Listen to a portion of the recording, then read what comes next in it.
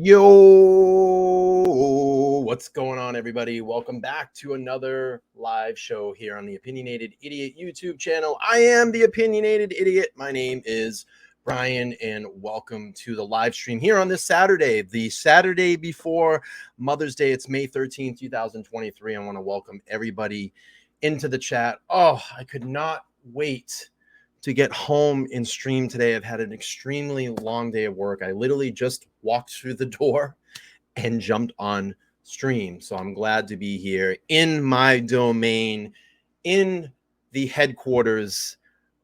I'm happy. This makes me happy at the end of the day. I have to suffer and go through work and then be able to come home and just, this is my relaxing time.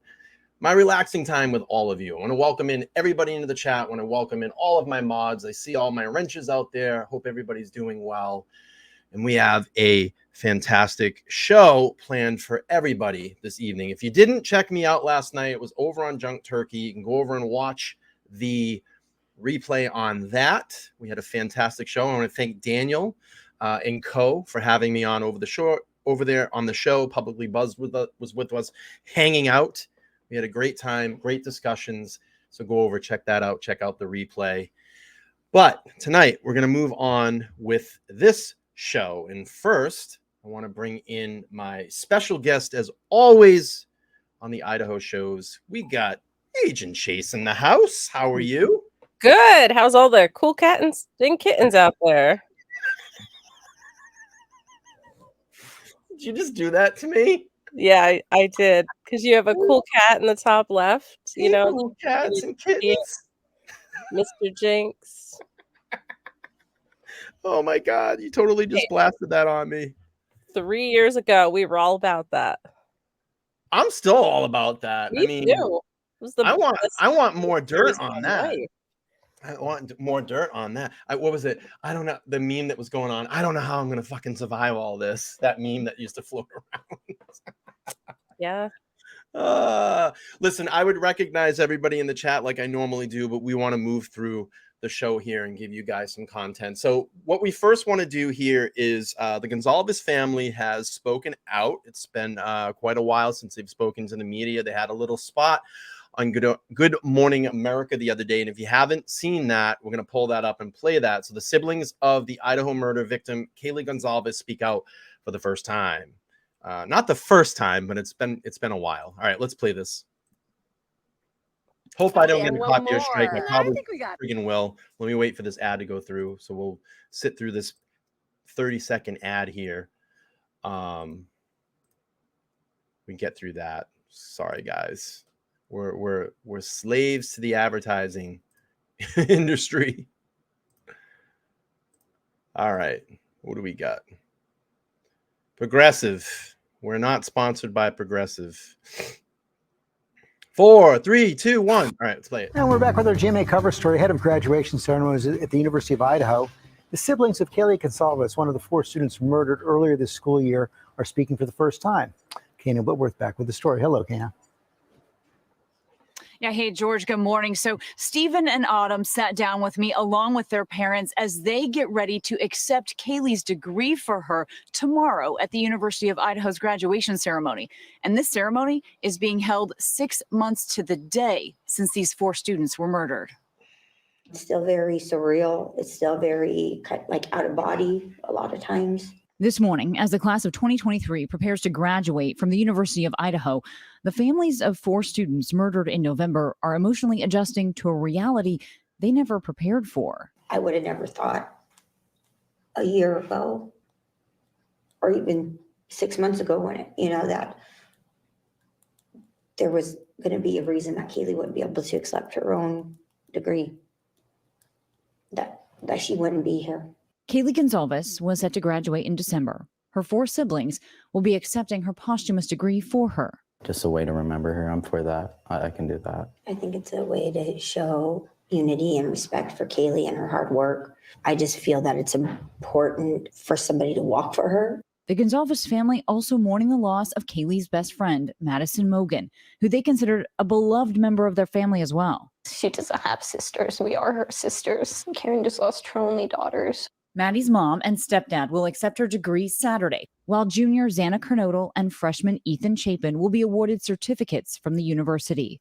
In an ABC News exclusive interview, Reed Ofston, former president of Sigma Chi fraternity, remembering Ethan and Xana. Just real charismatic, real funny, real goofy, always putting a smile on other people's faces. So yeah, when I heard they started dating, I was like, that's a perfect fit. And while they cling to the memories of their loved ones, the families know tough days are ahead. I want to get the show on the road. I want to get to where we get to court.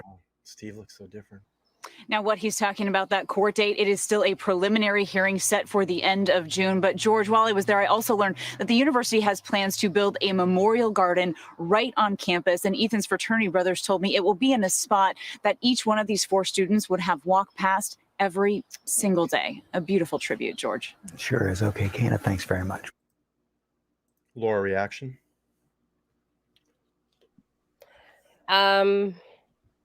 It's hard to believe it's been 6 months to the day that all this occurred, and she never got to go to graduation. All 4 of them. It's very saddening to watch this. And, in a way, the families still don't have answers. We're still hung up here in the legal system, awaiting the preliminary hearing next month. So, yeah, I am looking forward to them getting more closure, some closure, awarding the degrees. I think University of Idaho did the absolute right thing by doing this I and agree. recognizing the 4 of them. So kudos to them. Yeah. The thing that people have to remember here, as much as we sit here and we go over all this evidence and unfortunately, because, we have an alleged suspect, and the spotlight, unfortunately, has really been on that suspect, because that's what we talk about, and it's a shame. And I don't want anybody to lose sight of what was lost here. No matter what they did in their personal lives, no matter what people are digging up, and there's maybe some implications there, and I'm not ready to get into all that stuff, but you all are smart. You all watch these channels. I have no evidence to back up a lot of the claims, over the last, I would say, week that have come out that I've heard. But the bottom line is, these 4 individuals did not deserve this. They didn't deserve to have their lives scrubbed out. No one deserves that. An innocent victim does not deserve that. Regardless of what comes out about them throughout the trial, no one's perfect, and they were just young kids. So, if something comes out that's not, rainbows and unicorns, let's, they're kids. Nobody did deserve this. Right. Regardless. Let me do this. And I saw a couple of chats that are really good and I think relevant to this portion of our conversation here. Let me bring this up really quick. So I do want to recognize Cozy Mom for becoming a YouTube member and supporting the channel on a monthly basis. If you all want to do that, you can go down there and click the join button. I have memberships that start at $1.99. It's less than the price of coffee. I would appreciate it. There's my little spiel for tonight on that. So I'm not a beggar of money. If you want to contribute, that's all up to you. But I just want to do this because naturally we do the celebration. So it's welcome.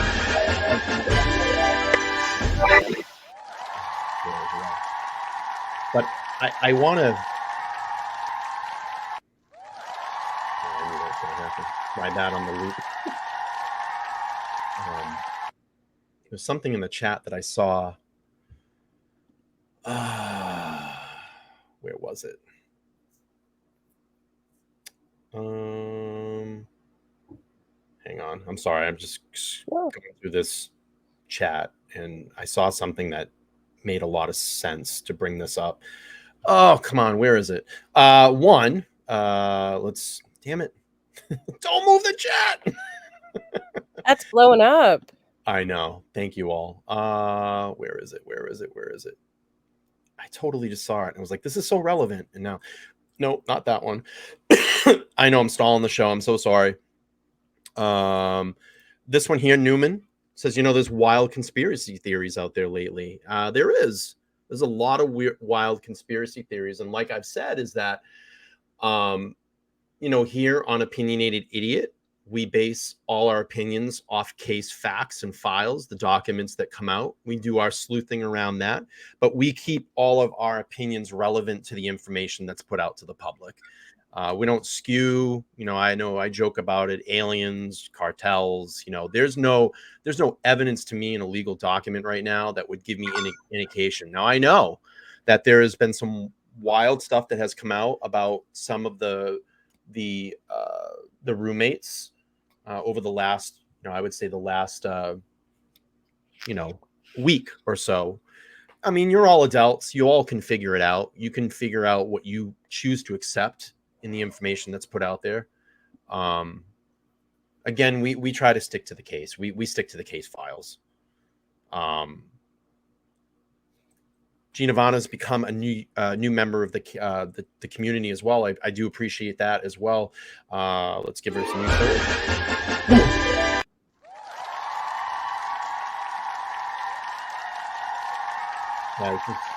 It's great. It's a great conversation. I mean, Sharon says there's so many ways to go on who and what and why. And that was, I think, the comment that I was looking for before, is that there's just so many layers to this case. That's what it was. There's so many layers to this case.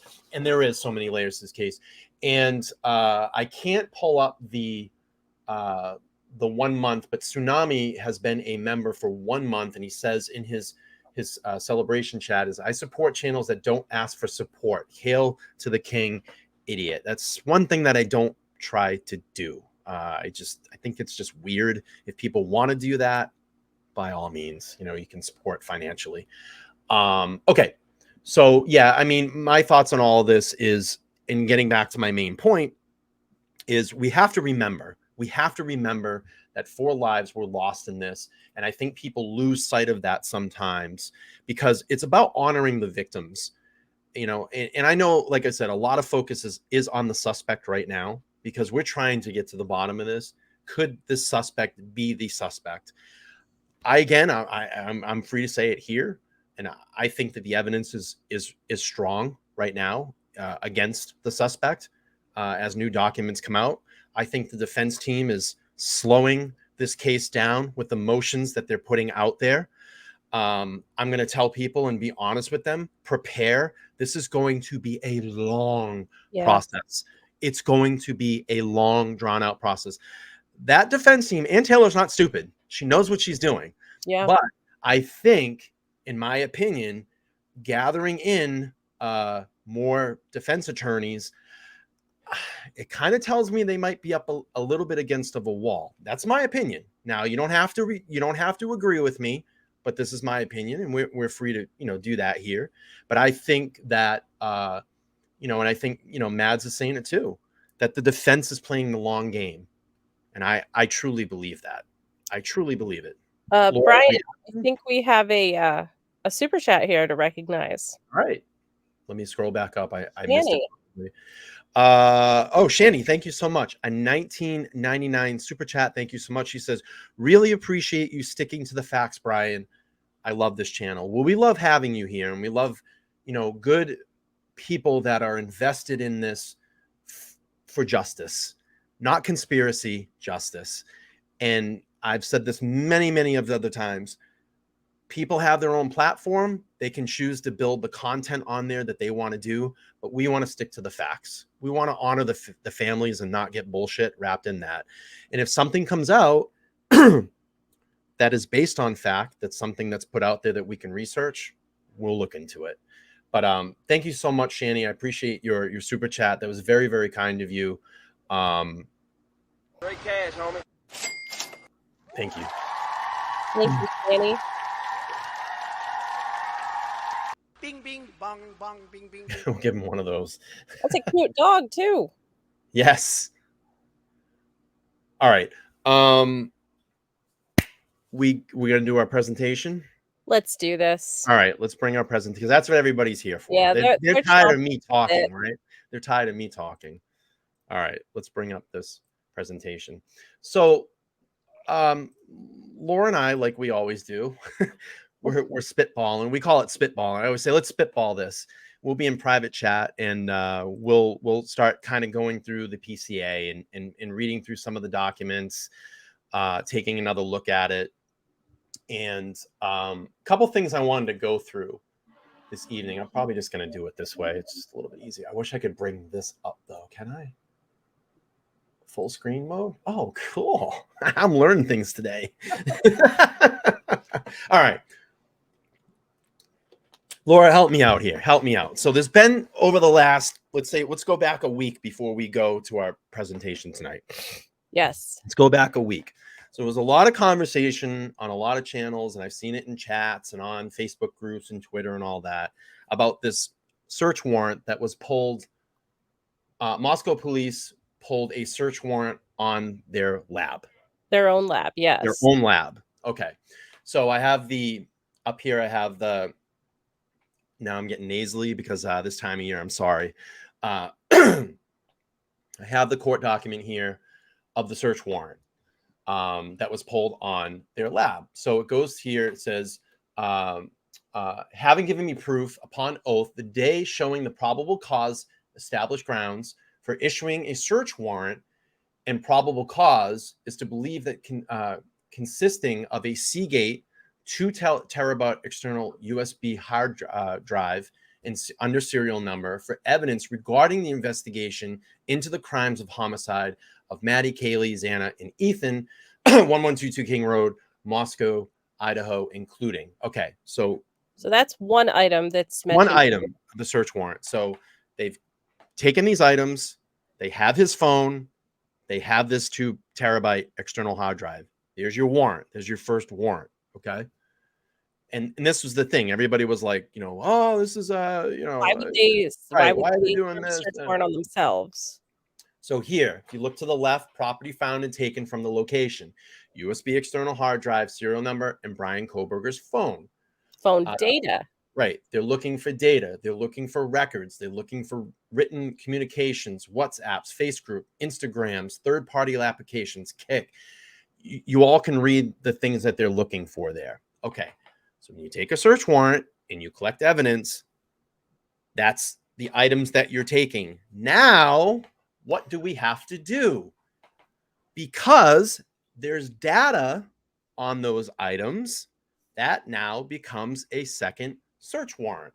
So the search warrant was to extract the data from Bryan Kohberger's phone and the 2 terabyte hard drive. Legally, you have to pull a search warrant to extract data from a device as it becomes a second piece of evidence. And my little sarcasm here is simple Google search. You probably would have had that answer in about 2 seconds.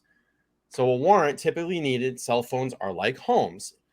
In 2014, the decision to establish that cell phones are most like homes, which police officers need warrants to search. If anything, Chief Justice Roberts wrote, contemporary cell phone, it's with immense storage capacity, contains more private, sensitive information than a house. So officers who plan to search cell phones will have to get a court approval before having at it. That's a search warrant because they're taking that data. Am I wrong? Well, that's straight from the Supreme Court. So the phone, the physical phone itself, the physical hard drive itself, they're pieces of evidence, but they need to also, whether or not they absolutely positively needed to get that second search warrant to get the data from everything, they may not have needed it. However, dotting their I's just covers their ass. Exactly. They're saying, we're going to get this information, this data off both of these devices lawfully. So that's the purpose of them serving a search warrant on themselves. They had something in the possession, and it's covered by the Supreme Court. They've said, do your due diligence. So Right. Anybody say, there's been some sloppy things we've seen, but this was just them covering their butts. So Crossroads is chiming in, big fan of the channel, always looks in, says, good explanation of the second search warrant. A lot of people don't get this. And this is the thing. I think this is what happens. And I might be wrong, Laura. I might be wrong. And this is why I try to tell everybody, and I try to be I'm not trying to be like a dick about it, but you really need to, like, when a dump comes or a document dump, I think a lot of people just look and they go, Apple and AT&T and Verizon and bank accounts, but they're really not reading the context inside the documents. And that's what I said. You can, I mean, Laura has done, you don't even believe the amount of research and date placing and timelining this, and you can do all. I'm looking in the camera and I look like Trump right now, but it's like you can do this on your own if you just spend Bing, bing, bong, bong, bing, bing, bing. a little time with the documents and read them over. You will get the information you need to understand what's going on here. I think a lot of people just look at headlines. They go, okay, that's, you know, AT&T. Well, okay, well then, you know, I think you're getting my point. But there's a lot of boilerplate stuff in these search warrants, but then there's also some Easter eggs in there too that show us really what they're looking for, and a lot of the whys on why they looked for it. Let's face it, this has been a huge document dump. I mean, how many scroll pages long is it to just go through all of the documents associated with the case? There's a lot of information. So yeah, it takes some time to sort through everything. Right. Got a new member. I know. We're going to give that person. So I want to thank Myron for becoming a channel member and supporting. I appreciate that.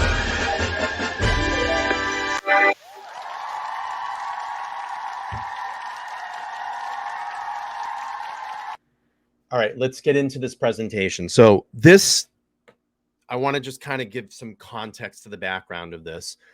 This was very weird how this kind of spontaneously happened between you and I. So Laura and I, probably like once a week, we'll go back and revisit Payne's PCA, his version of the events. And we go through that document and really, we call it spitballing. Yeah. You know, we'll pull it up and say, let's really read this. And then let's go back and read it again. And then let's go back and read it again. And then we have sometimes an aha moment. Okay. Aha, that's it. And then, you know, we stop. And that's why I say, when you go in and really read these documents, like when we talked about the latent foot shoe print, how we came up with maybe some theory on that. And you're going to hear probably a little bit of that in this presentation as well, too. I think we have a new way about it, maybe another angle, but it's all based on, I want to make sure that we're very clear on this. It's all based on what's inside the PCA. Again, I am not a lawyer. Laura is not a lawyer. I am not law enforcement. Laura is not law enforcement. Nope. Everything we say is alleged. Speculation. Speculation. Based on the facts. In our opinion, right. Based upon the facts. All right, so let's pull this up. So I call this the chilling encounter. Okay, the chilling encounter. And we also have to remember there's things we don't know, but we can take a step back and say, well, that probably happened, or what really happened inside this house. Right. So that's where we got to this part. Right. So at approximately 4 a.m., so we have the DoorDash, we have Xana, and I'm going to read this, and I know everybody's kind of heard this, but I want you all to really focus. I want you to all really just listen, even if you have headphones on, close your eyes, just really listen to me talk, because this is where it kind of all came together for us the other night. So DM and BF both made statements, and this is probably the most important piece here. DM and BF both made statements during the interview that they implicated the occupants of the King Road residence were home by 2 a.m. and asleep by at least in their rooms by at least approximately 4 a.m. This was at the exception of Xana, who received a DoorDash order at the residence at approximately 4 a.m. Law enforcement identified the DoorDash delivery driver who reported the information. Okay, so DM stated that she originally went to sleep in her room on the southeast side of the second floor. DM stated that she was awoken at approximately 4 a.m. by what she stated sounded like Gonzalez playing with her dog in one of the upstairs bedrooms. which were located on the 3rd floor. A short time later, DM said she heard who she thought was Gonsalves say something to the effect of, "There's someone here." I'm going to repeat that again. Okay. DM said she heard who she thought was Gonsalves say something to effect of, "There's someone here." A review. Now listen, everybody, because this was the ha moment between Laura and I. A review of the records obtained from the forensic download of Xana's phone showed it could have been Xana, as her cell phone indicated she was likely awake using TikTok app at approximately 4:12 a.m. So that's a piece of the puzzle. Go ahead, Laura. So I've asked myself, why include that? Why is it even relevant that it could have been Xana? How does that play into part? And obviously they were very purposeful with what they put in the PCA because they don't want to show their whole hand. So why would they put that in there?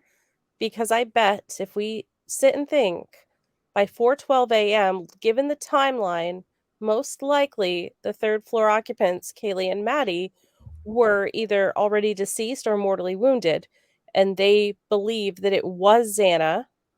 Dylan thought it was Kaylee, but law enforcement are trying to say there it was probably Xana because the 2 upstairs were probably gone by then. So now we're up on the 2nd floor of the home. You can see where Xana's room is, and you can see that small hallway that leads to the kitchen to DM's room. Okay, so this is what I think. I think Xana's walking towards the kitchen, possibly using TikTok on her app, looking down at her phone, or maybe sitting in that little seating area, because we know to the left was like a little living room sectional or something that was there. So let's say Xana's walking towards the kitchen, maybe to dispose of the DoorDash bag, because we know that bag was found. We don't know if that was a week before or that night. Okay. We don't know if that was the bag, if the one that we've seen in pictures. Right. Boom. She encounters the suspect. Okay. Located on the 3rd floor, a short time later, oh my God, it just sounded really Boston. DM said she heard who she thought was Gonsalves say something to the effect of, "There's someone here." A review of the records obtained from forensic download of Kernodle's phone showed that she could have been on TikTok, blah, blah, blah, at 4:12 a.m. I think Xana saw the suspect and went, "There's someone here." And it scared the shit out of her.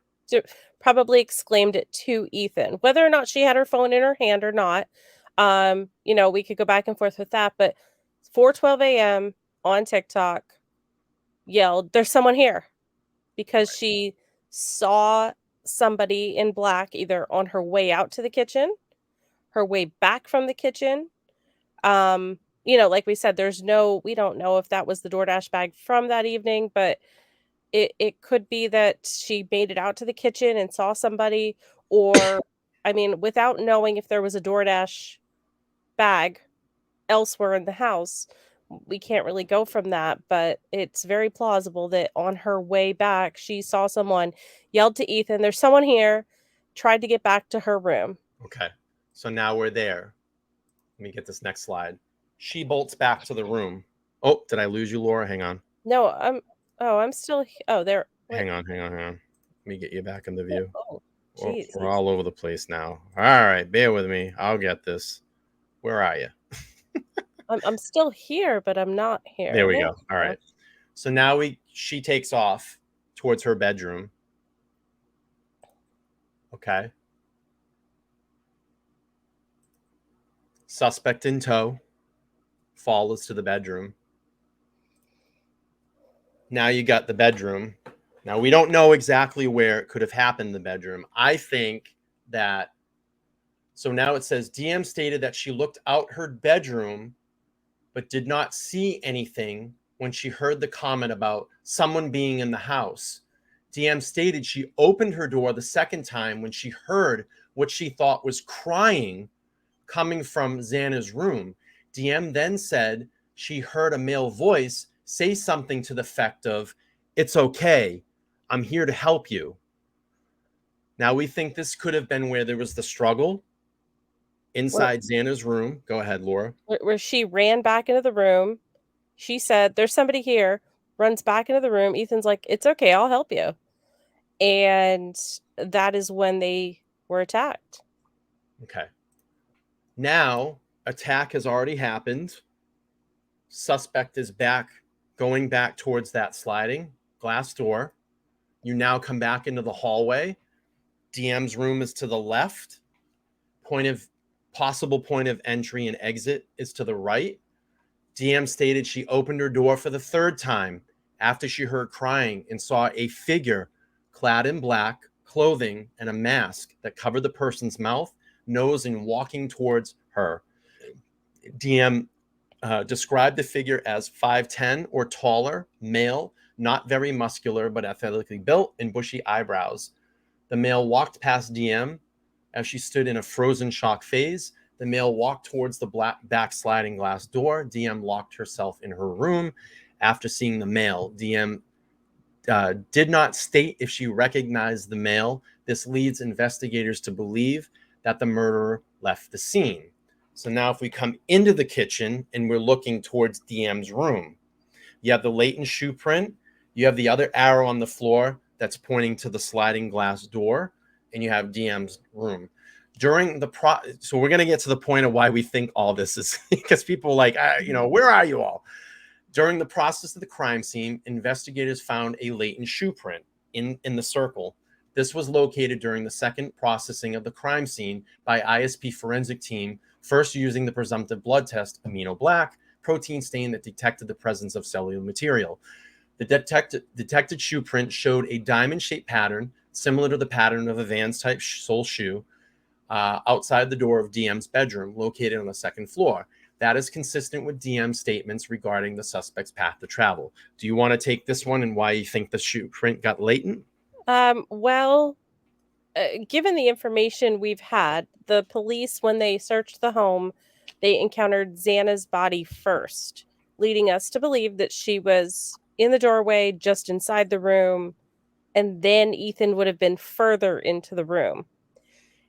I know there's also talk that Ethan was found in the bed, and Xana was most likely found on the floor. Which would make sense, because if he was slashed, which we've heard he was slashed, we don't know where he was slashed. If he fell onto that bed and say his throat was slashed, he would bleed out. That's how you would get the blood drain down the wall. Or, figuratively speaking, that's a lot of blood. And if that house is on a pitch, that's probably the way the blood all ran. And if Xana was attacked without being in bed, there is a better chance that the suspect would have blood on them, especially on, from the knees below, because when you're next to a bed and you are attacking someone, the blood most likely won't get on your knees down as much as it would if somebody was just standing there or whatever. So therefore, there would have been blood that got on the suspect. The suspect probably had a trail of blood walking from Xana's room all the way out through. Right. And so it wore off. So as the suspect walked, the blood wore off. Now, another point to make is he could have thought he was done after he came down from the third floor. That's what I think.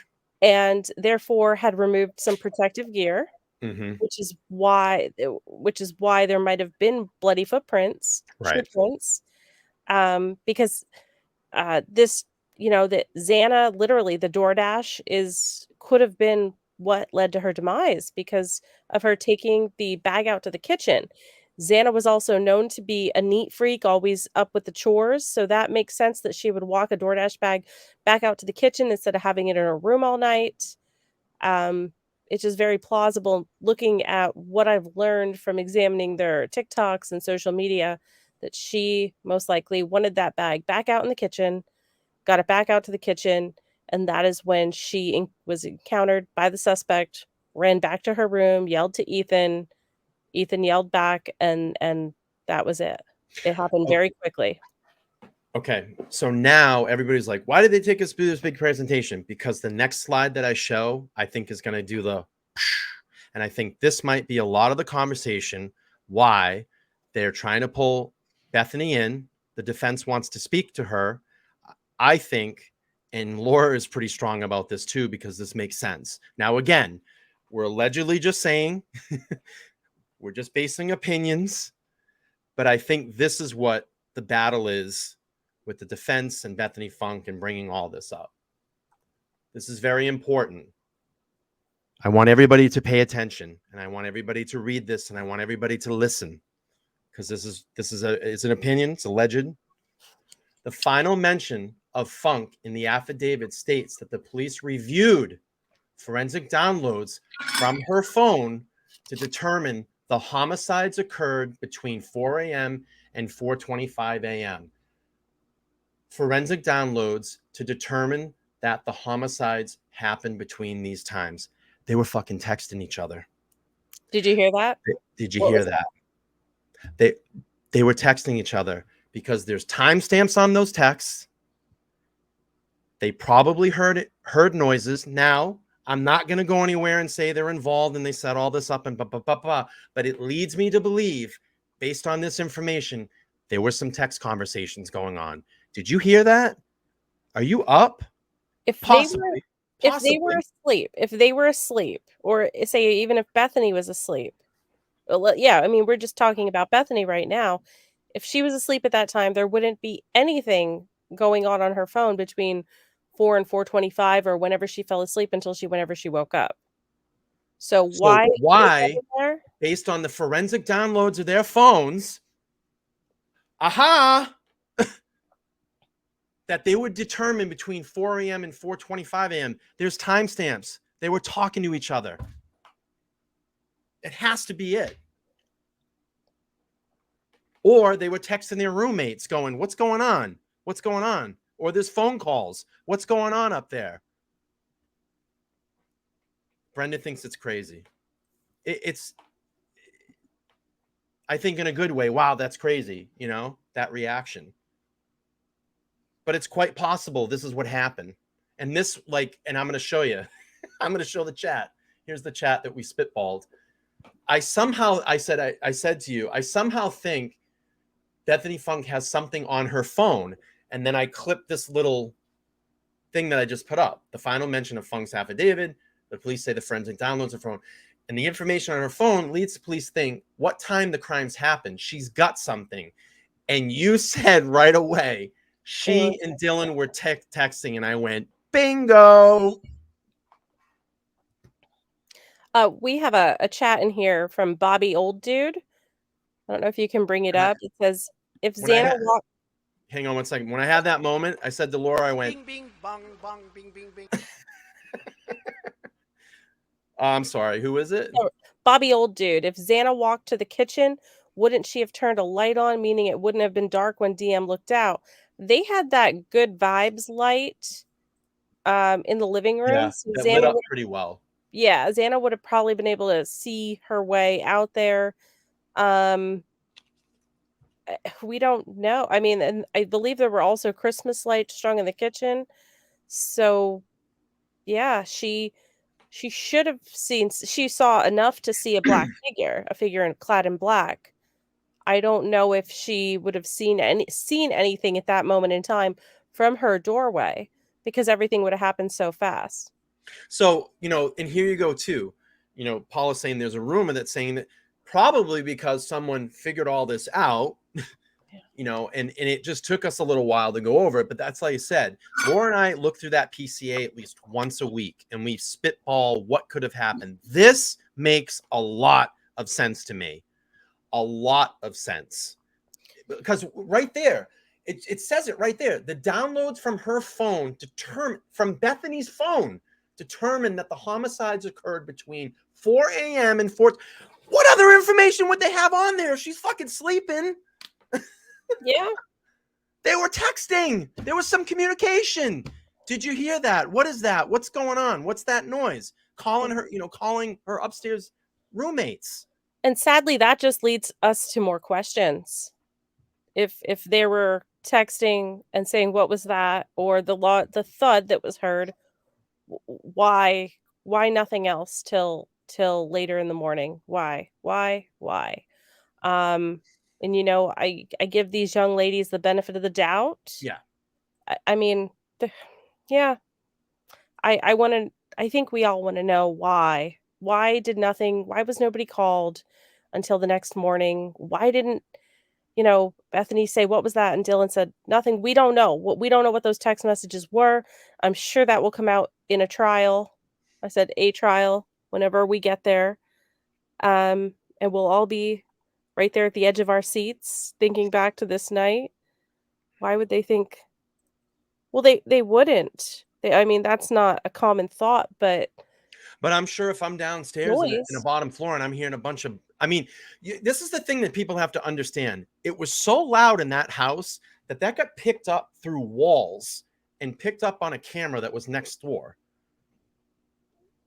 And that's why I dismissed the fact that it was so quiet that night. It wasn't. It was loud.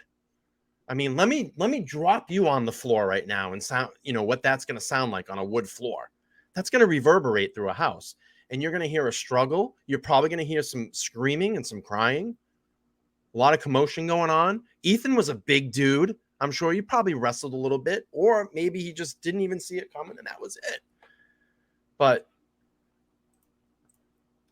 so Crossreach says very possible, but the 8-hour time gap is a huge problem. And how does that fit into the PCA? Suggested Kohberger is a suspect. I don't know. The 8-hour gap is the next thing that we're trying to work on. And we just don't have enough information there. And weird.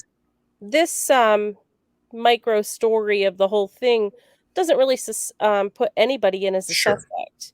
It just basically states that Xana must have encountered the suspect to make the PCA believable, like the story, how it all flowed. So Ethan says, I believe Ethan was either in the bathroom or sleeping when BK chased Xana to her room and attacked her on the floor. Then Ethan woke up and said, "It's okay. I'm here to help you." Quite possible. Yeah. The only thing that I could think of the 8-hour gap is, let's say this.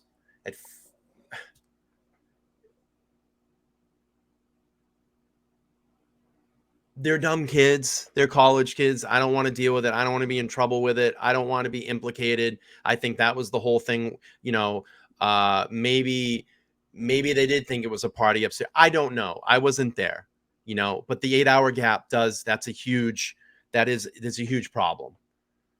That's a huge problem. I haven't figured it out yet, but we're working on it. We're working on it. There's just not enough information there yet.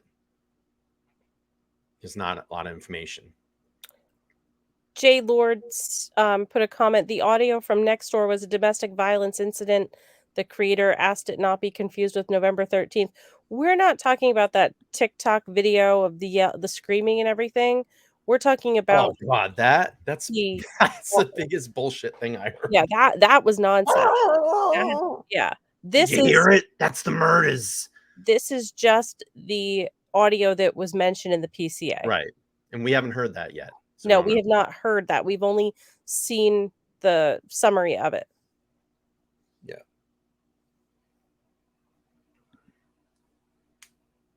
So I don't know. Do we open the phone lines and take phone calls and see what everybody thinks about this and maybe let people speak their mind?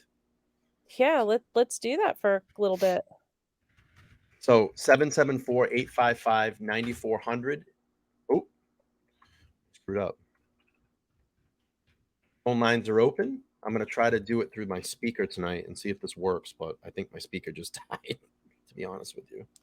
Let's see. We'll try. Because everybody was... So 774-855-9400. If anybody wants to call, we'll leave it open for a little while. See if we can get our first victim. Dun, dun, dun. No, I just like to give everybody a forum and talk. Y'all want to call? Phone lines are open. See what you think. Where you stand in the case. Give it the 3 minutes to talk. Anything in the documents you want to go over, Laura? The new ones that got dumped? It just seems as if Wendy Olson owned, like she owned it in this last document that was released, the reply to Mr. Kohberger's objection. I'll pull that one up. I mean, Wendy Olson, wow, she's seems like a force to be reckoned with. All right, let's pull this up. Hang on one second. Sure. Let's see. Like, as I was reading, I read it on my phone first last night, and I just couldn't wrap my head around any, I was like, what is Is it the very this? last document? Very last document. Reply to Mr. Kohberger? Yes. Got it. And then I read it again tonight going, wow, she's feisty. Love it. Okay, so just tell me. Okay, yeah, just go down to so Mr. Kohberger's objection to intervener's motion to reconsider the order dated May 4th, 2023 highlights the exact problem here. He requested and received a gag order, meaning Mr. Kohberger requested and received a gag order without submitting supporting evidence to the court. He says he now has evidence to support his request for a gag order, but he needs time to put it together. Thank you, the Mexican. Yeah, thank you so much. We appreciate that.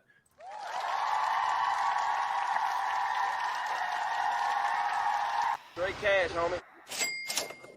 So he says he now has evidence to support his request for a gag order, but he needs time to put it together. Put together. Yeah, Even saw that. though a gag order has been in place for over Right. 4 months, and he asked the court to continue to enforce a gag order. I'm not that fast. Oh, I'm sorry. Okay.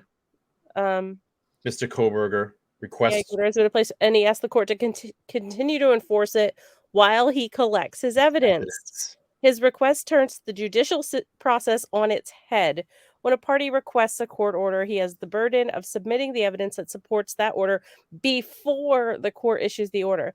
A party is not entitled to obtain relief first and then take months to collect and present evidence that purportedly supports the request for relief. While those principles apply generally to the judicial process, they are paramount when the unsupported court order restricts First Amendment rights. The loss of First Amendment freedoms for even minimal periods of time unquestionably constitutes irreparable injury. That irreparable injury means to the press. I just want to read this. The Mexican says his team is shooting fish in a barrel because the prosecutors won't release the freaking evidence. But on the contrary, if you go back and read some of the new documents that have been dumped, there's been request from the prosecution of evidence that Ann Taylor has not turned over. And I have a lot of questions too. If you go back and look at the search warrant, the defense team was allowed to go back into Kohberger's apartment and collect articles of personal items that were taken out in a box that was on the search warrant that the police officer actually talked about. And I forget what the agent's name was, but he said they did not have the in there. I think it said something like they did not have sufficient time to actually see what was taken out in that box. I get some questionable shit about that. What were they thinking? Ann Taylor was supposed to send them a memo or whatever about everything that they took and all. And they did not get it. And as of right now, well, as of probably like maybe a month ago, they still haven't received that. Yeah. So on the flip side, they're not getting information either. So that, like, again, this is the thing, and this is what I always say in my chat. You have to understand, and if people are really new to coming into this true crime or court, the way that this all works, this is chess. It's not checkers. Everybody's going to try to balance the way in the favor to favor their side, their way of I'm losing my words here, but you know what I mean. I mean, this is chess. It's not hardball. They're playing hardball, and they're using the letter of the law to play hardball. Both sides are, because it is, the media wants everything, and so they're trying to use whatever they can, both sides, to better their side. Mm-hmm. So, and the rest of this document, if you want to scroll down a little bit, interveners have suffered irreparable harm to their constitutional rights since January. The judicial process, including the expectation that a party submits evidence before obtaining relief, is designed to prevent that irreparable harm. As Mr. Kohberger, I need you to scroll down. Yep. Kohberger now acknowledges that process was not followed here, as he has still not even collected the evidence he intends to submit. as interveners have requested the court should stay enforcement of the amended non-dissemination order pending any further briefing or hearing on interveners' motion to intervene and motion to vacate the amended non-dissemination order to avoid any additional irreparable harm in the interim. If indeed an evidentiary hearing is the next step to determine whether a gag order is needed, no gag order should be enforced in advance of the court. So what Wendy Olson is saying is that, okay, if they need to have an evidentiary hearing, which is when the defense presents evidence that they want a gag order, if it's vacated before that evidentiary hearing, there's not going to be a gag order for a period of time, and then they might reinstate the gag order.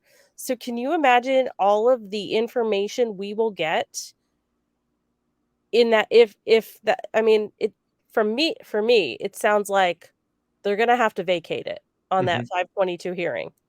They're probably going to vacate it because it sounds like the media is really grabbing them with this.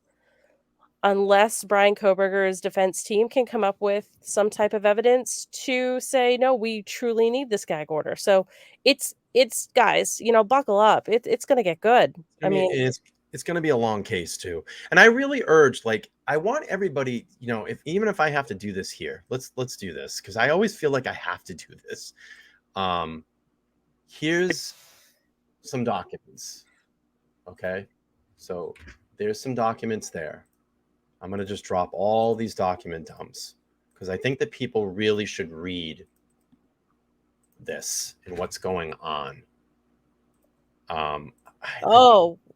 Yes. The Mexican just said, try this one on grand jury convening as we speak. That could very well happen. Oh, yeah. I mean, yeah. But when you get some time, please go over and just read through these documents. We just want you all to really look at the facts in this case. Now, I know that everybody out there has their own theories and looks at this case at all different sides of the spectrum. I like to look at what is in front of us, and we can pick through that via videos, via legal documents, and just really try to play this, I guess, straight. Is that the right word? Yeah. The legal way, I guess, but we're not fucking lawyers, but the non-conspirable way, I guess, if that's even a word. So I don't know. So phone lines are open. I'll give this a little bit more. 774-855-9400. If you want your voice to be heard, we'll open up the line and let you chat. Laura, we have over 400 people watching tonight. It's such a great show. We need more likes. Yeah, we need more likes. We're only at 146. It just takes 2 seconds to go down there and smash the like button to get this stream out, get this channel out. And by the way, while we're live on air, the channel has hit 4,300 subscribers. I think we're going to hit the 5,000 mark before the June 26th hearing. Super, super exciting. I appreciate everybody coming over and supporting this channel. We not only don't do Idaho content here, I have a lot of other cases that I bring to light that need to be brought to light, conversations that need to be had, and you get the same show. You get the same show on that show. Now I realize this is and I hate to say this word, the sexy case at the moment. I realize that, but you're really missing out. You really are. You're missing out on the other shows because there's really great. That Boston Marathon stream the other night was just, going back and looking at that, and it's very close to my heart because I live in the Boston area. But very powerful. So we're at 172. Look at that. It worked. 172 likes. If we can get to 200, I'll really, really be happy. But Candy, where are you at, Candy? She said 150 likes, I'll give a membership. That's awesome. Oh yeah, look at this. 150 likes. We appreciate you. Love you, Candy. Yeah. Mexican says, well, I had no doubt that Lori Vallow was guilty. Absolutely. 100%. And you gotta think, though, that case is slowing down probably what's going on. That's going to slow things down in this case as well, too, because it is an Idaho crime. So maybe we should do a show about the judicial process and how a case goes from the arrest through to sentencing. Yeah. We can do that. I can put something together. So Darlene has gifted a membership. We appreciate your gift, Darlene. Candy has gifted a membership. We appreciate that as well. Let's do this real quick.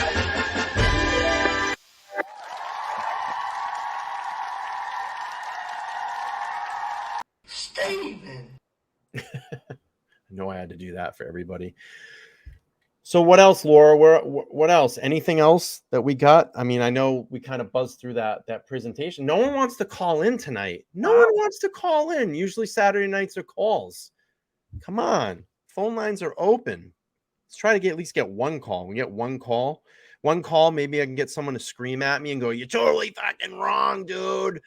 It was the drug dealers. It was what is it? The underground cavern. They all came up in the middle of the night, right? Is that the next one? Is that the new one? It was something interesting because I teach law. Yeah. One time my students showed me this map. All right, we got a call. Oh, okay. All right, a brave soul. Opinionated idiot. Who do we have and where are you from? Oh, hang on one second. Hang on one second. Let me see if I can get this to come through the speaker. Speaker. Is that working? Is this working? Hello. Hey, bro. I think I got you. Are you there? Hey, bro, can you hear me? I can hear you. Can you guys hear them? I can barely hear them. All right, let me try this. Hang on one second. Oh, this is terrible. Let me shut the speaker off. All right, call, are you there? Maybe not. Try calling back. Hang on. Try calling back. I'm sorry. Okay. All right. Sorry about that, guys. I gotta get like a phone situation where I can pull up a live phone on air. All right. Caller, you can call back. I think I'm prepared now. You know, if you had a MacBook, you could do that. Could I? If you had a Mac, you could bring up your calls. Oh, and but I don't have a Mac. I know. I'm poor. I need more fucking donations. All right, let's try this again. Hey, caller, Opinionated Idiot. Who's this and where are you calling from? Hey, Brian. Chosen. Hey, what's up, buddy? Hey, How are you, Chosen? man? One of my mods. Ooh. Hey, everybody in the chat. Hey, Laura. Hey, Chosen. Thanks for being here tonight. Yeah. Hey, Thanks for calling in. happy Mother's Day. Happy Mother's Day. Yes, we forgot. Happy Yeah. Mother's Day to all the mothers out there. I know it's a very weird, sensitive subject we're talking about, but Yes. yeah, go ahead, man. What's on your mind? Just one of my questions was, why would the police be called for an unconscious person? That just doesn't make sense to me. I mean, if anyone saw bodies that were on the floor, it's very hard to mistake that for someone being unconscious. So do you think the door was closed, Xana's room, and maybe someone just saw like a body laying underneath the door, when they looked? It could be possible. I also heard rumors too that the morning, because we knew that there were people at the house before the police that got there. There's rumors that there were students there at the house. I also heard some rumors that students passed out. So maybe there was that. But also, if you call, and this was kind of talked about, I think, in the news media, if you call a 911 call and there's, say it's a frantic call and they're not getting any information that they have. And again, I may be out of line by saying this, but I've heard something excuse me. I think the media was talking about this, that if you're not getting any response, they put it in as an unconscious person to get authorities and ambulance there as quick, or first responders there as quick as possible. Now, I may be wrong on that. I have to go back and fact check myself, but I think I remember hearing something. Yeah, and this Gator's even saying it. It's a generic call that was explained just to get the police and first responders out there. Yeah, standard. That also makes us also think, like, what took place on that 911 call? We just don't know. Yeah, and I think that's the $1 million question right now. I think that's the thing that everybody wants to hear. And I think what's happening is that they're still investigating that tape. They're still going through it. they're probably heard some things maybe that were said in the background where that they can put that into a filtering machine and filter out background noise to get, pull voices to the front. They may be, doing stuff like that. Just like the Murdoch case. 100%. Yeah. That's wild. It's a wild case, man. I also have one more question. Sure. What if Stephanie, your GM, accidentally stepped in, like the blood that was, outside DM's door, and cleaned it up? That would make sense for the latent footprint, to be found, right? Yeah, it is possible. I mean, we talked about that. I know that there's been some, when we talked about that, there's been some people, well, you probably would have seen the smear marks, but we don't know that. It wasn't said in the PCA. I think if anything like that comes out, it probably could come out in trial. I don't think that they would, I think that would be something that, because it's such an important piece, because we know that the PCA is only just to get, probable cause to go in and actually arrest someone, but it's possible. It is possible.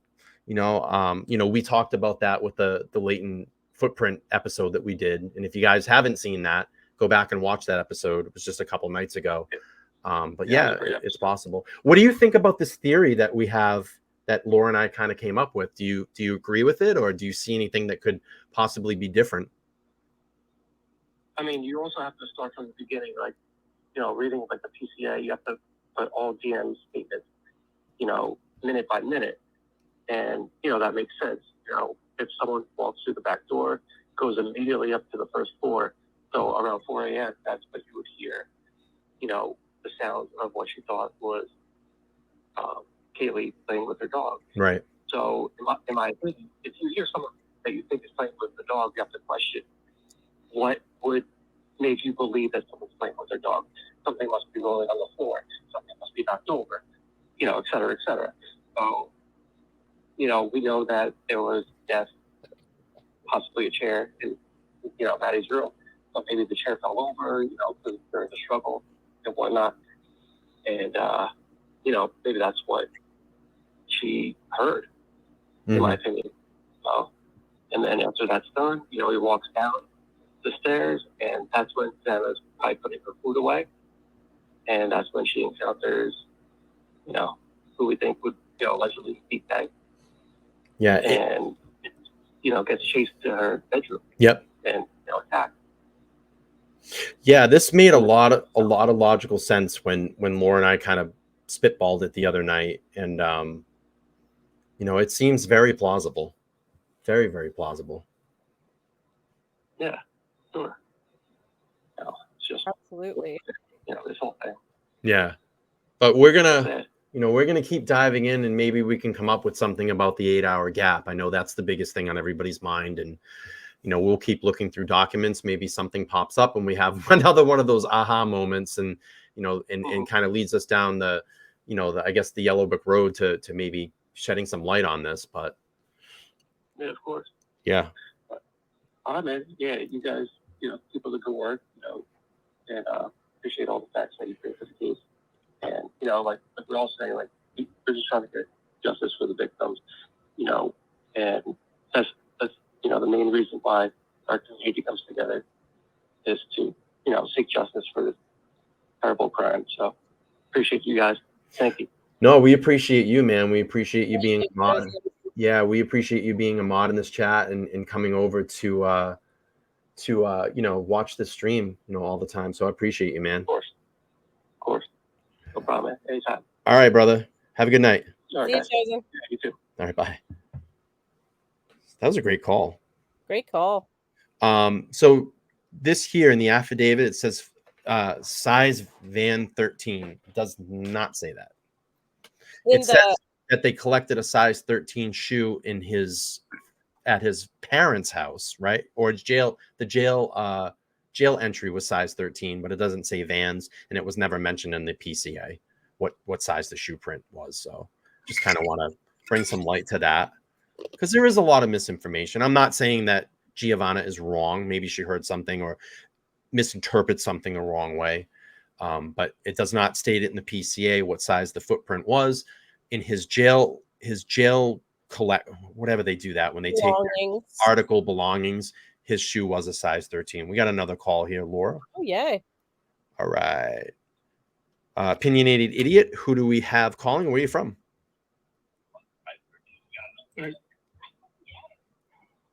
Hello? Hello. Hello? Hi. Hello. This is John from Minnesota. Hey, how are you? Good. All right. What did you got, man? You got 3 minutes. Well, I had a similar theory on Kaylee playing with the dog. Okay. So online it said that on the timeline it was around 4 a.m. The DM said she heard maybe that Kaylee was playing with the dog. Yep. Okay, well, Kohberger hadn't parked yet. They said he parked at 404. Yep.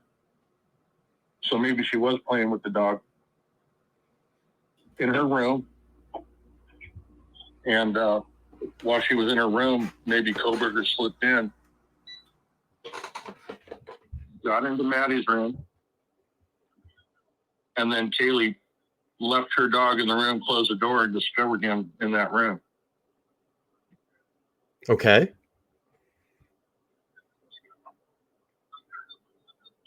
That's very possible. The only problem Go ahead. Oh, the only issue is, I mean, we don't know exactly what time Dylan opened her door and heard the dog. It says approximately 4 a.m. So I think anything is possible regarding the dog situation. Like you just said, she very well could have been playing with the dog. Mm-hmm. Yeah. Let me finish. Yeah, sure. Absolutely. Okay, so say she was playing with her dog in her old bedroom.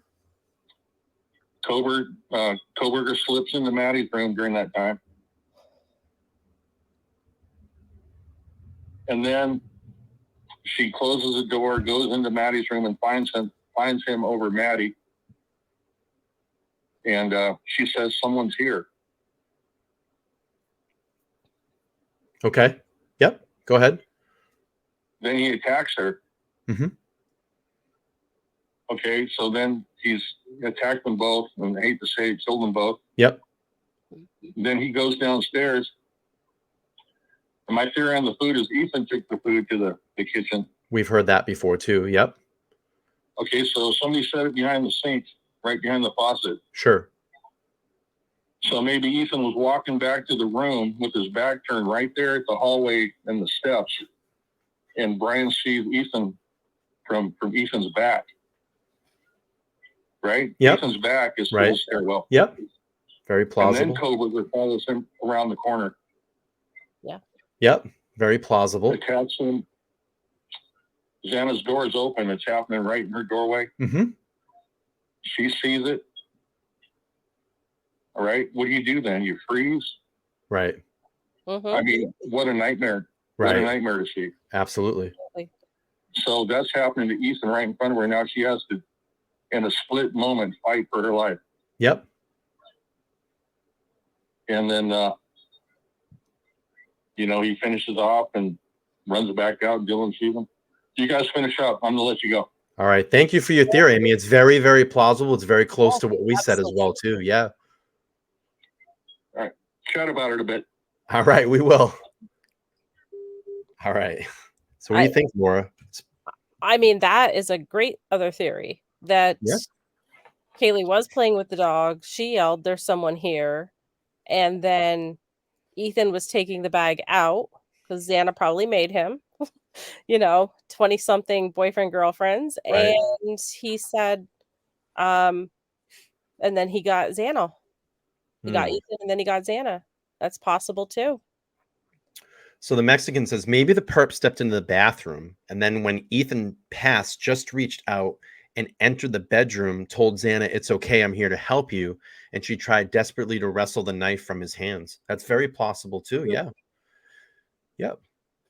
These are all really great theories. And the thing that I love about it, this is not bullshit, like all based upon the PCA. Love it. And that's what we try to do. And that, Johnny's saying, yeah, the toxicology reports are not publicly known yet. That's very right. AZ says, great call. Thank you. John from Minnesota. Thank you, John. Everybody's, yeah, John, thank you. Thank you. I know it takes a lot sometimes for people to call. You know, they get shy or they might get a little nervous, or we try to, you know, what we try to do here is just open up the platform and let people speak. And I want to hear it from all different angles and sides. You know, if you want to call me a motherfucker, you can do that too. Let's see. The spectral sailor said, did the killer who said that think he was saving her from a worse fate than she suffered? That's interesting too.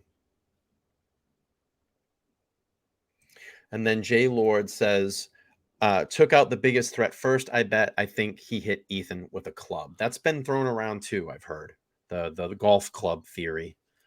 And I mean, if the golf clubs were in her room, we don't know anything about the golf clubs other than law enforcement had them. I mean, Xana could have very well grabbed a golf club to fight back, or Ethan could have from the bedroom. Why? I mean, I was thinking, why would Ethan's golf clubs have been in Xana's room or at Xana's residence? Then maybe because he didn't want them around his frat brothers. Maybe he didn't trust them with his golf clubs. They were probably his prized possessions, and Xana had a lock on her room. We know that. So maybe it was a more secure place for him to keep his set of golf clubs. So Glenn says he meaning probably the suspect. He was faking her out so she wouldn't scream. That's good too. Yeah. Yes. Yeah. That's a very good theory too. Shani saying, wow, 432 people in chat. Awesome. The mostly just listen. Mostly just listen. Let's see. Some of these chats are great. I was going to sign off, but I'm liking all these chats right now. It's really good. Let's see what the Mexican says again. No one has ever entertained the thought that the ladder was used to access the balcony. Cops never touched it. Kaylee could have heard him either slide or Dylan thinks someone is playing with the dog. That's a good theory too. And then Glenn says, shh, I'll help you, something like that. Yeah. Maybe he's acting as like law enforcement or something, you know, like you get that dressed in all black, looks like a SWAT person. You know, I don't know. I'm just throwing something out there, you know. KB says, wouldn't someone have noticed if Kohberger had been hit with a club or been in a knife fight? Very true. Very true. I believe he went for a physical shortly after the attacks. I'm sure. Is there any way? Well, legally, if you're in a murder case, can they subpoena your medical records? Oh, for sure. I think so. Yeah, right. For sure. And then Glenn says it may say something about a ladder in the PCA. It does not. I don't recall the ladder being mentioned in the PCA. No. There's photos of the outside of the house. I think that's where that theory came from. Lily Black 15 says, first time here and I sub. Thank you so much. We got a new sub. We got a new sub tonight. Bing, bing, bong, bong, bing, bing, bing. And make sure, please smash the like button. Smash, smash, smash. Let's see. Johnny Archer says, I know it's a morbid thought, but he could have slit Ethan's throat. Xana eventually sees part of what happened. The killer approaches, says, okay, I'm here to help you. That's very plausible as well, too. Let's see. So Mary's saying in one of the warrants, it does mention the medical reports of sorts. Let's write that down and we're going to research that because I didn't think I saw anything of that. Medical reports. Mary, the medical reports of the suspect or of the victims? Oh, yeah. I mean, there does briefly say, you know, medical examiner reports of what, you know, some like Ethan, what happened to Ethan. He had slashing wounds. Xana, I think they mentioned his stabbing wounds. Weapon. All right, hang on. Let's just do this. Let's just do it the right way. Let's do it the right way. Go ahead, pull it up. All right. Let's just do it the right way. I'm telling you, by the time this goes to trial, I'll have all that memorized. All right. So we're back at the original PCA from Payne.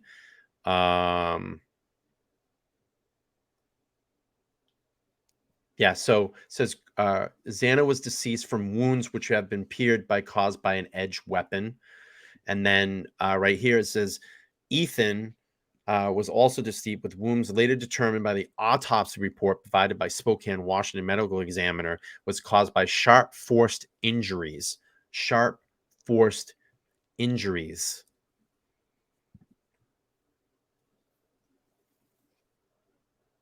Let's see. And the medical examiner, the one that's redacted there on that page you just I'll go back up. That is not the same woman that was on Ashley Banfield. The woman on Ashley Banfield is the one that simply just pronounced them dead. The medical examiner is Veena Singh, and she is the one that would know all the deets. Right.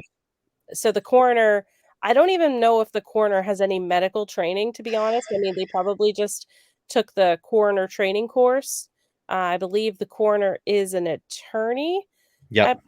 So, I mean, she of course would say, "Oh, that was, injuries consistent with a knife, probably." But what we really want is this medical examiner's report of the From what body. I understand, the coroner is just a legal person to literally just come in and go, They're dead. Yep, they're dead. So you have the Yes. legal right to remove that body at that time. Yes. But this medical examiner, in some of the copies of the PCA, her name is not redacted, but her name is Veena Let's read Singh. this first. That's more how I see it. I feel like Xana was last going by the PCA with the timelines and where and when DM saw the figure. Maddie Mogan and Kaylee Gonzalez had to be first, and then he went downstairs. Yeah, we agree with that as well. Crossroads saying a machete makes more sense than a K-bar. Remember the photo of one of the victims outside the residence holding a type of machete? Yeah, they were using a machete on a watermelon. Yeah. That's the thing. I think people like just see a lot of stuff and they go, "Well, that's got to be it," or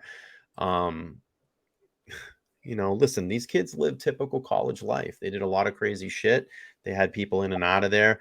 But the thing that was kind of interesting too is when we went back and watched, and I think actually on my stream the other night, the lawyer Peter Tragos talked. He went back and he reviewed the new Kohberger body cam footage of the traffic stop. He reviewed the search of his apartment, which basically turned to be a nothing burger. It was just fucking bunch of dark, redacted things. And then he played the one when Xana went to the door for the noise complaint. The police said in that, this is the first time that we've come out here. And I found that to be very interesting because that could be used, I think, either way. In this to say, hey, look, there wasn't a lot of people out there, or, it gives you the scope of who was out there. So, I found that to be very interesting in that. Let's see. Anybody else? Yeah. So coroner said her only job was to determine cause of death and manner. That's usually what coroners are, to legally say that. Let's see. Let's see.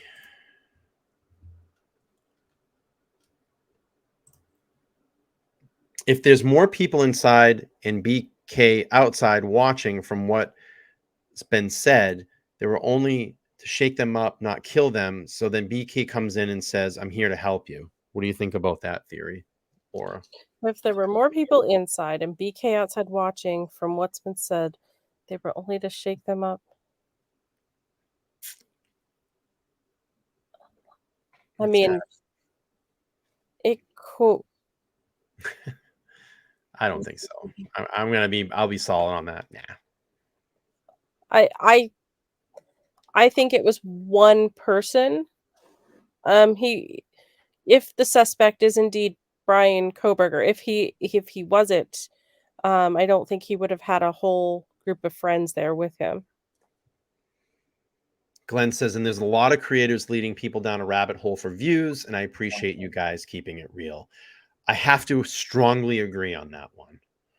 The reason that I did this channel, and if anybody doesn't know, I'm going to do this because I have a lot of people watching this evening, and I think it's a stream that you can go back And I would urge everybody to watch, because it will tell you a little bit about my background and why I started doing this. Let me just get to the link and I'll post that. You all can watch that after the stream. I would appreciate if you watch it, because it does give you a little bit more insight as to what I'm doing. So my best friend, when I was a teenager, was brutally murdered, and there was no justice in his case. They had the two people that were involved. They got arrested, and the DA dropped the ball, and one of them took a plea bargain. But in that plea bargain, and I've dropped the link up there, I really would appreciate you all going, to watch my story. I think I only did an hour stream that night. But the DA dropped the ball, and one of the other suspects took a plea bargain. And ultimately, what ended up happening is they got out in under a year because everything just got all fucked up and botched. And that's how the Massachusetts court system was back then, and kind of like that now. It's very liberal, and unfortunately, so I went through all the newspapers that I had. I literally took a Sunday and went and scanned everything in so I could pull it up. Basically, I like to timeline things. You'll notice that in my streams. I do a lot of timelining. I timelined the whole thing through newspaper articles, because we didn't have internet back then. And it was just very eye-opening to go back and reread those articles and kind of see what the determination and the end game ultimate. And my friend, Tony, really never got any justice in his case. And I had to do this for him. I had to do this for me, because if I can give good, solid, and listen, I'm no journalist by any means. I'm not a journalist. I'm not. But if I can get out and give some people the truth and give some people the facts based on the facts, and maybe cut down some of this conspiracy shit, because the thing you ultimately have to think about in the end of all this, when all those things come out, and you don't think that the families aren't watching these streams, of course they are, that when you're spinning down a rabbit hole and talking about a dead family member, that's very hurtful to those families. And I think people lose sight of that there's actual victims, there's actual families, there's communities, there's friends, there's loved ones, there's mothers, there's fathers, there's brothers that are affected by this. Our lives go on. Our lives go on. But their lives are stopped in this moment in time right now. And it's sickening to me, a lot of the stuff that is being put out there. And it's not right. It's not right by these victims to put bullshit out there for a click and view. That's selfish, and it's pretty shitty. But don't lose sight of this. There's 4 victims that were innocently killed in this. And right now, we have an alleged suspect that is innocent until proven guilty in the court of law, and we will find out if this person is guilty. And if not, we will continue researching this case, because if I can get anything out there, that can help and assist in this case, I want to do that. And my heart goes out to all of those families, and my heart goes out to all of those victims. That's why we do this here. That's why I spend hours researching and putting presentations together and doing this for you all. That's why Laura and I care. We care about what's going on, but we don't want to put bullshit out there. So I'll get off my soapbox. Laura, any reaction? Anything you'd like to say? Because I thank you for coming on and helping me. You stepped up and said, hey, I really want to help you on this. I really have that same passion and drive in me. I mean, Laura spends countless hours researching this. Her and I spend countless hours talking about this. It's affected like our family lives, and you know what I mean? Like it's crazy. We're crazily obsessed over this in a good way, because we want to find out what happened to these kids. And we feel like it's like, I think it might sound weird, but we feel like they're part of our lives now. We're getting to know them. We're getting to know who they are. And I think you all are as well too. Laura's falling asleep. I'm boring No, I'm her. just yawning. I'm just Go ahead. I'll give you the floor for a minute, Laura. Go ahead. You know, I've been obsessed with true crime since I'm a small child. Some of you in the chat will probably remember Unsolved Mysteries, the good one from the Yeah. 1980s. Yeah. And that creepy music, Robert Stack's Robert voice. Stack's so good. I remember being on a school bus, and I was probably in first or second grade, and there was a girl missing in our area, a teenage girl. And there we were. And I know we were only in first or second grade speculating about what happened to this girl. We were, 8 years old, 7, 8 years old talking about this. And then, she was found and everything. And um, it's always been a passion. Oh, thank you, True Crime Cafe. Yeah, thank Always you. been a passion, but I'm a lifelong student. And I like the facts. I like to have something that backs up. I can't just go with something if you can't tell me how or why or where you got it from, and it's not just, some guy down the block. Yeah, I wanna know real things. Now, do I believe there may be some truths in rumors? Yeah, some truths in some Absolutely. rumors. But then there also might be some people in their bedroom just making up things to, maybe get views and, oh, yes, if you have any information on oh, It's so good. I could go back and watch it, and I'd still get the tears in my eyes and everything, and the new one on Netflix is pretty good too. Um, there's some Real cool pieces on that. real quick, this is our Japanese friend watching us from Japan. We're international. I love it. Love it. And he's here all the time. So we want to thank him for it. And real quick, and I forget, and I forgot to say this. Mama Bear is a big fan of the channel. She wasn't feeling well this evening. She's going through some chemo right now. So let's send some prayers and thoughts to her as well. Let's see some things in the chat there that we're going to send some prayers out to her. She wasn't feeling good this evening, and she's always here watching the streams. So let's give up some prayers to Mama Bear. Good vibes only, Mama Bear. Yeah, she's not feeling well. She's going through some chemo, and if she's a mom, we want to wish her a happy and healthy Mother's Day with her kids. So, but yeah, I mean, we do this because we care. And I want to keep things straight, and everybody else is free to do whatever they want to do and whatever they want to talk about. But I think people come here for good, relevant, straight information based on the facts. And this channel's not just here for clout or for likes and views. I mean, it's a true community. Yeah. It's we recognize the people in the chat. We see their same names. You get to know some of the people if you're a Sure. member. You come into Discord. We truly get to know people. And that's one of the reasons why, I was looking at some other channels, following some other channels. And then when I happened upon the Opinionated Idiot, I was like, wait, this guy is a little bit more like me. He's, a little more, okay, let's go back to what we know and not what we heard. And so one thing led to another. And yeah, even my small children know who Bryan Kohberger is and the Idaho 4. And that's just how it's going to be. We want to get to the end of this. If we're completely wrong, we're completely wrong. If we're right, we're right. If we're half right, great. But I think the end goal is for us to have all of our answers and for the families to get justice and closure. I agree. I agree. Listen, we're at about an hour and a half. Yeah. Probably going to wrap this one up.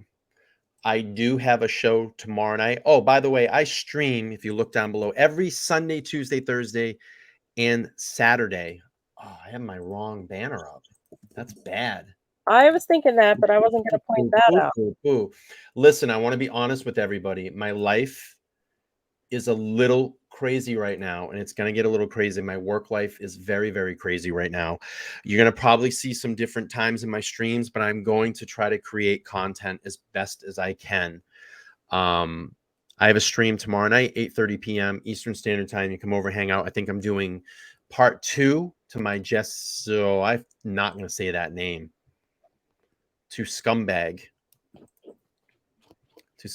Or we may pop up and do another Idaho stream if we have anything else that we dig up. Usually you know, we dig some things up. But I want to thank everybody in the chat this evening that came in. We had over 400 people, my biggest show tonight. So I appreciate all of you here. Thank you so much. I would have never thought, and listen, you know, I would have never thought 2 months ago, 2.5 months ago, I would have been lucky if I had 5 people watching. And I'm so grateful and so honored that 400 people would take an hour and a half out of their life to come over and hang with us and listen to what we have to say. And you might believe some of the stuff we say. You might agree with some of the stuff we say. You might not agree with me. You might say the old man is crazy. But I don't bullshit people. I don't surround in bullshit. And I don't like bullshit back. I'm a pretty straightforward person. And I'm going to call you out if I think it's bullshit. And you can call me out too if you think it's bullshit. And then we can talk about it. But I want to open up this platform. My dream is someday to get this out of my bedroom into a studio that I can get real actual people to come in, and maybe invite like Laura to come over and actually have like a person on person panel sometime, or get guests that need to have their cases heard. Maybe the authorities are not doing enough. Maybe it's a cold case that's been very cold that they can talk about, and maybe someone that is in and around that area may know something that can help and assist them. But if I can do that and open that platform and hear stories of people that may have been wrongly accused, that have gone to jail for years, and learn more about DNA evidence, and learn more about forensics, and learn more about how the judicial process works. Peter Tragos, I'm offering you a spot on my channel, dude. Just half an hour, just a half an hour. But Tragos. What's that? I said, let's go, Tragos. Come on, Tragos. Come over and hang out. Just 30 minutes of your time. But anyway, that's what I want to do. That's my dream. That's my dream. And if I can go around and just, I love to conversate and learn about people. And if I can just learn about people and things that they've gone through, I want to tell those stories. And the best storyteller, I'm going to tell you, of all time, in my opinion right now, if you, the best storyteller and the best host is someone that can just sit back and shut the fuck up and let the guests talk. And that's why Joe Rogan is always so successful. That's why Joe Rogan is the biggest podcast on the planet, because he knows when to shut the fuck up and let the guests talk. So I'll leave everybody with that this evening. Laura thanks you. I thank you. I will be back. I'm sure Laura will be back at some point when we do some Idaho again. I want to thank all the new subscribers this evening. The channel is blowing up. 400 people. We had over 400 people. We had over 400 people tonight. That's awesome. I love it. Come back and see us again. Right. We do other content here. I don't just do Idaho. You're missing out on all these other shows. Come join the other shows. All right. We're going to get out of here, Laura. All right. Peace, everybody. See ya. Bye.